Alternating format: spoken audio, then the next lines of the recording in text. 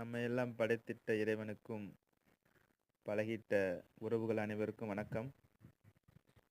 வணக்கம் உறவுகளே, எல்லாரும் நலமா? இன்று மாலை நம்ம உறவுகள் பறவைகளுக்கெல்லாம் இன்னைக்கு பிஸ்கட்டு சாப்பிட கொடுத்தேன். மதியம் தயிரும் எள்ளும் கலந்த சாதம் கொடுத்தேன். சாயங்காலம் பசிச்சு போல் எல்லோரும் கத்திட்டு தெரிஞ்சாங்க. அதை இன்னைக்கு கொஞ்சம் பிஸ்கட்டும் தண்ணியும் கொடுத்துருக்கேன். நடுவில் ஒரு அணிலாறு சாப்பிட்றாரு பாருங்க. ஓகே உறவுகளே, நன்றி.